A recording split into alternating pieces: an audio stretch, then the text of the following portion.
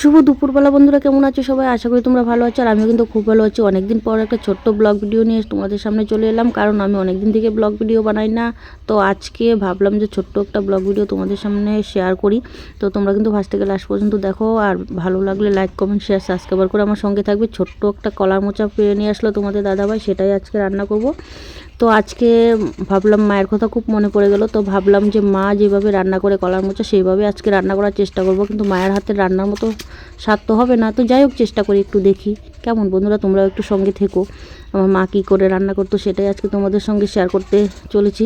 তো মায়ের হাতের রান্নার মতো স্বাদ হবে না, কিন্তু চেষ্টা তো করে দেখতে পারি, তাই না? তো চলো আজকে সেইভাবেই রান্না করব। তাছাড়াও আমার অনেক কাজ রয়েছে, অনেক কাজগুলোও করে নিতে হবে, কারণ ছেলে মেয়ে স্কুল থেকে চলে আসবে বাড়িতে, রান্নাটা করে নিতে হবে। তো ওরা এসে খাবে। তোমাদের দাদাভাইও আসার সময় প্রায় হয়েই আসে, তার আগে আমি রান্নাটা করে নিই। ভাতটা হয়ে গেছে। তো এই দেখো, এইভাবে কিন্তু আমার মা কেটে নিত। তো আমি এইভাবে কেটে নিলাম, আলুটাও করে নিয়েছি, কেটে নিয়েছি। তো আলুটা আমি সেদ্ধ বসিয়ে দিব, তার আগে মশলাটাও করে নেব। তো দেখো বন্ধুরা, জিরে আদা পেঁয়াজ আর এদিকে রয়েছে শুকনো লঙ্কা। আমি দেখো কেটে ধুয়ে করে পরিষ্কার করে নিলাম, আর আলুটাও প্রায় সিদ্ধ হয়েই আসছে। তো এটাকে আমি নামিয়ে, তো আগে আমি এটা সুন্দর করে আগে মা তো আতপ চাল বেটে তারপর কিন্তু বানাতো।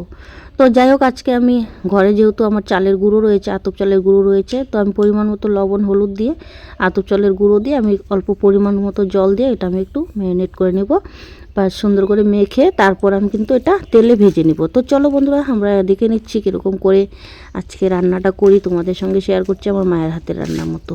তো আমার মা কিন্তু কলা মোচা দিয়ে এইভাবেই কিন্তু রান্না করতো। তো বন্ধুরা দেখো, এক এক করে আমি এটা কিন্তু হয়ে গেছে। তো আমি এক এক করে কিন্তু আমি কড়াইয়ে দিয়ে দিচ্ছি। কড়াই যেহেতু তেলটা গরম হয়ে গেছে, তো বন্ধুরা ভালো করে দেখাচ্ছি না। তো দেখো, এরকম করে লাল লাল করে একটু ভেজে নিতে হবে। তার আগে আমি এটা নামিয়ে, তো আমার মনে হচ্ছে তো একটু খেয়ে দেখা দরকার কীরকম হয়েছে খেতে।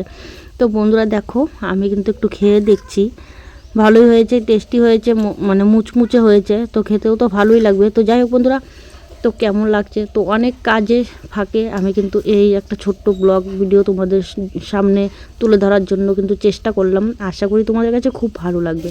তো বন্ধুরা দেখো, আমি আলুগুলো যে সেদ্ধ করে নিয়েছিলাম সেটা একটু আমি তেলেতে একটু ভেজে নিচ্ছি পরিমাণ মতো লবণ হলুদ দিয়ে।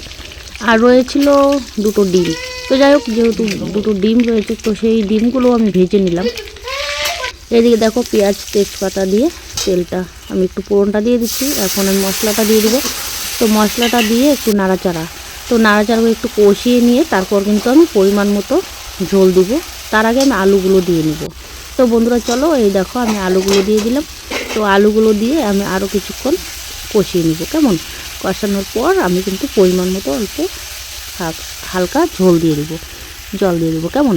তো এইভাবেই কিন্তু আমার মা রান্না করতো। জানি না আমার মায়ের হাতের রান্নার মতো তার স্বাদ হবে না, এরকম করে একটু চেষ্টা করে দেখলাম কীরকম হবে রান্নাটা। তো বন্ধুরা, অসাধারণ একটা সেন্ট বেরিয়েছিল। তো যাই হোক, তো এদিকে চলো ঝোল দিয়ে দিলাম। আমার কাজও অনেকটা বাকি রয়েছে। এখানে দেখো, তোমাদের সঙ্গে একটা চমক দিচ্ছি। তো চমকটা একটু দেখে তোমরাও ভাববে যে কি চমক। তো চলো চমকটা দেখা যাক। এই দেখো বন্ধুরা, একটা, দুটো, তিনটে, চারটে। তো বন্ধুরা, একটা ছাগল আমার চারটে বাচ্চা দিয়েছে। তো আমি এই ছাগলের বাচ্চার যন্ত্রণায় আর ভালো লাগে না, কারণ তাই জন্য আমি ছাগল সবগুলো আমি বিক্রি করে দিয়েছিলাম, একটাই রেখেছি। তো সেটাও দেখো, এখন ছাগলটাও ভেবাচ্ছে, কারণ এই যে বাচ্চাগুলোর জন্য। তো আমি তরকারিতে যেহেতু ঝোলটা দিয়ে দিয়েছি, আমি তার আগে আমি এদিকে ছাগলের বাচ্চাগুলো মায়ের কাছে দিয়ে দিলাম দুধ খাওয়ার জন্য। অত্যাচার শুরু করছে, বাচ্চাও চিল্লাচ্ছে আর এদিকে ছাগলও চিল্লাহাল্লা করছিল। তো যাই হোক বন্ধুরা, তো এদিকে আমি ছাগলের জন্য অল্প ঘাস কেটে নিয়ে এসেছিলাম, তো সেগুলো আমি দিয়ে দিব। তো এই হলো আমার কাজ, মানে ছাগলের অত্যাচারের ঠেলায় আমি কিন্তু সব ছাগলই বিক্রি করে দিয়েছিলাম। তো শুধু একটা ছাগলই রেখেছি, কিন্তু কারণ এখন আমার সময় হয় না বলে আমি ছাগল কমিয়ে ফেলেছি। গরুও দেখো, আমি সব গরু বিক্রি করে দিয়েছি, একটা গরুই রয়েছে এখন। তো যাই হোক বন্ধুরা চলো, এদিকে আমি তরকারিটা দেখে নিচ্ছি। দেখো, এই আমি কলার মোচার বড়াগুলো তরকারিতে ছেড়ে দিলাম। তো যাই হোক, পরিমাণ মতো জলও দিয়ে দিলাম। তরকারিটা প্রায় জালও হয়ে এসছে। তো এখন কিন্তু আমি হালকা একটু গরম মশলা দিয়ে নামিয়ে নেব। তো বন্ধুরা, খেতে জানি না কতটা ভালো হয়, তো অবশ্যই ভালো তো হবেই, ভালো হতেই হবে। এত কষ্ট করে যেহেতু মায়ের মতন রান্না করার চেষ্টা করলাম, তো ভালো তো হতেই হবে, তাই না? তো বন্ধুরা দেখো অসাধারণ একটা কালারও এসেছে, খুব সুন্দর কালারটা। তো যাই না কেমন লাগবে তোমাদের কাছে। আজকের মতো এই পর্যন্তই, টাটা, সবাই ভালো থেকো আর সুস্থ থেকো, বাই।